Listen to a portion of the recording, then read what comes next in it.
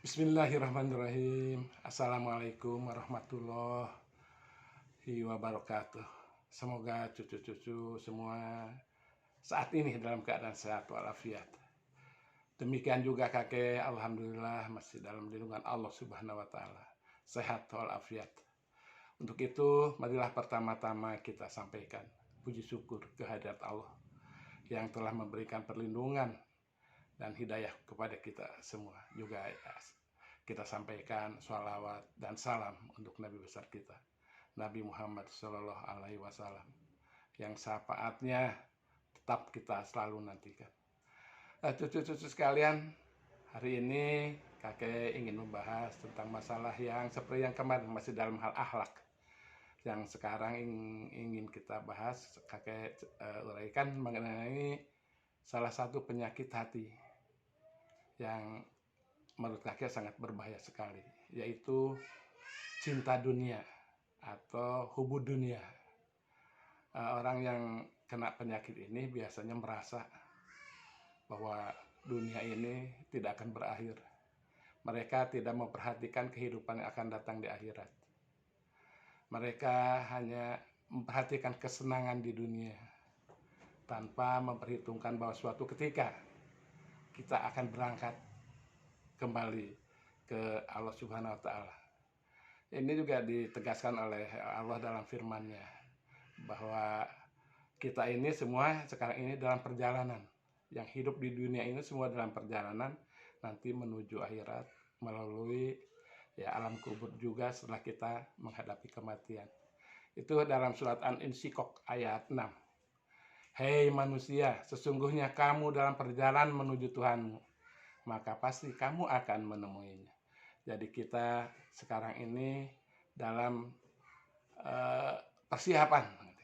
Kita harus bersiap untuk nanti melakukan perjalanan menemui Allah Subhanahu wa taala melalui alam kubur, melalui kematian. Nah itu. Jadi seolah-olah bagi yang hubud dunia, yang cinta dunia, ya tidak ingat lagi. Yang mereka pikirkan hanya kesenangan dunia, apakah itu berupa penumpukan harta-harta atau melakukan kemaksiatan-kemaksiatan. Itu sangat berbahaya sekali, karena kalau tidak diampuni Allah, kalau dia tidak sempat bertobat, ya mungkin itu Allah telah menyiapkan tempat yang sangat buruk nanti di hari kemudian. Cucu sekalian, karena tadi disebutkan bahwa kita itu dalam perjalanan, maka pasti kalau kita akan menuju suatu tempat, kita harus mempersiapkan bekal dulu. Sekarang kita di dunia, kira-kira bekal apa yang harus kita siapkan? Ini berkaitan juga dengan surat firman Allah dalam Asy-Syura ayat 18.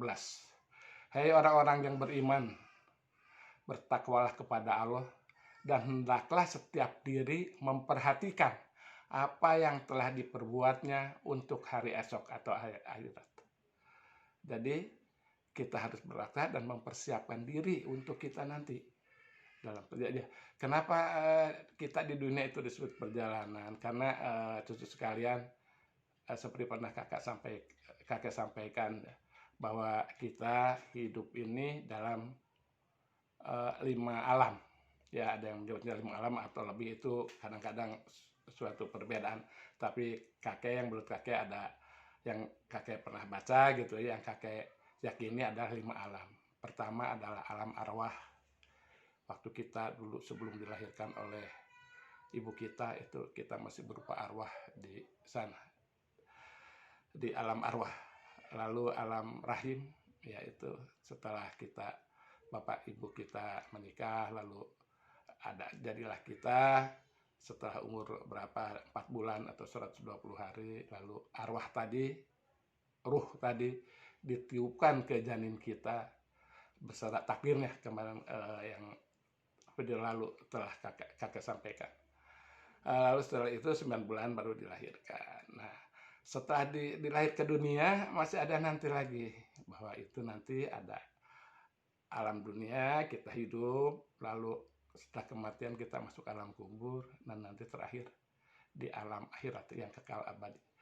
Nah, demikian. Jadi kita di dunia ini hanya sementara, hanya menunggu kapan kita berangkat. Kalau orang Jawa sih nunut ngombe, cuman numpang minum aja dalam perjalanan yang istirahat sebentar, lalu nanti melanjutkan lagi. Yang walau alam lamanya berapa, tapi nanti ini adalah kekal abadi kita di sana. Nah, untuk itu harus dipersiapkan matang-matang apa yang akan kita bawa sebagai bekal ke sana. Nah, kembali ke masalah hubud dunia tadi, bahwa yang punya sifat hubud dunia, cinta dunia, itu tidak memperhatikan hal itu. Itu ya kakek sampaikan tadi, sangat berbahaya. Kalau kita sudah numpuk-numpuk uang, numpuk-numpuk harta, melakukan kemaksiatan-kemaksiatan, memang kesenangannya sementara, tapi akibatnya nanti sangat berat sekali. Nah, dan juga untuk penyakit hati yang bersifat hubud dunia itu akan menimbulkan penyakit-penyakit lain. Kalau kita sudah cinta dunia, akan menimbulkan nanti sifat tamak, loba, rakus, itu ingin memperoleh yang lebih banyak.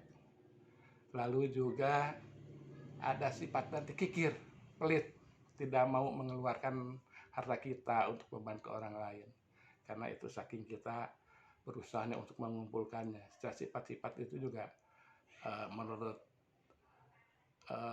Islam itu adalah tidak baik. Gitu. Satu kikir juga itu akibat kita kikir itu di surat Al-Maun itu ada. Itu termasuk orang-orang yang mendustakan agama. Ara'aita la yukadzibu biddin wadhalika yad'ul yatim wala yahudu ala ta'amil miskin.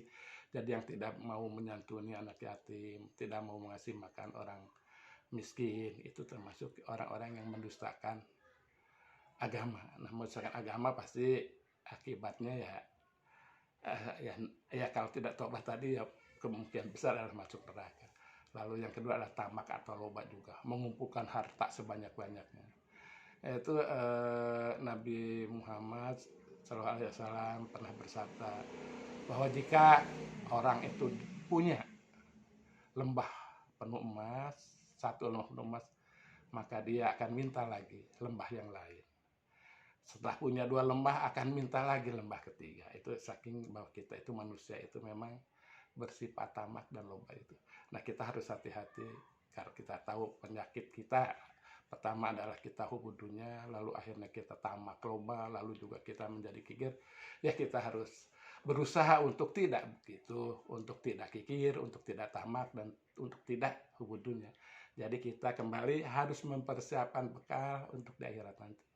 Kira-kira bekal apa yang kita harus persiapkan? Sebenarnya kemarin di masalah keimanan dan peribadahan dan akhlak juga sudah kakek uraikan.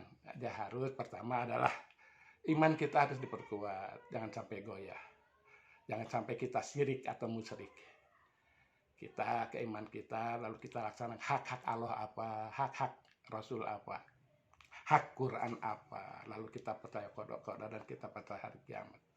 Itu harus dilaksanakan gitu. Lalu yang kedua adalah melaksanakan ibadah dengan sebaik-baiknya sesuai dengan syariat yang benar.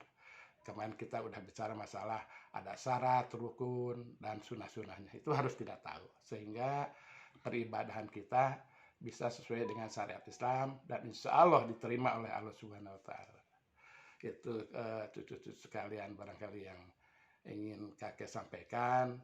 Yang pertama adalah mengenai penyakit ini harus hati-hati. Itu ada tadi tersebut 3 penyakit ya. Jadi hubud dunia, cinta dunia, lalu ada masalah kikir, lalu masalah tamak atau loba.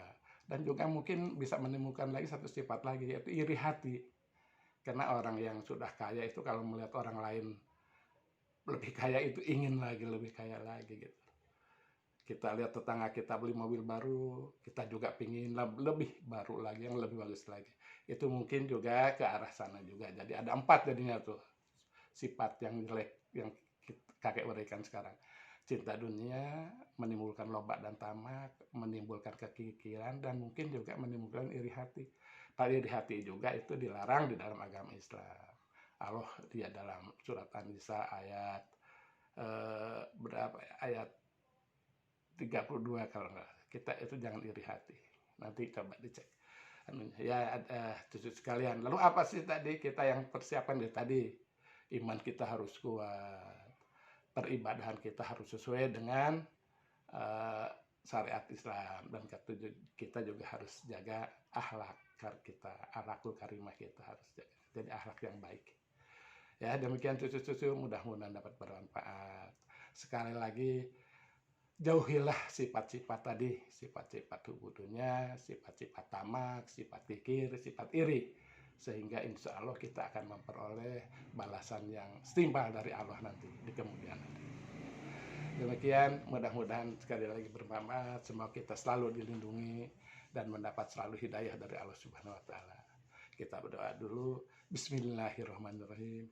Subhanakallahumma wa bihamdika asyhadu an la ilaha illa anta astaghfiruka wa atubu ilaik. Wassalamualaikum warahmatullahi wabarakatuh.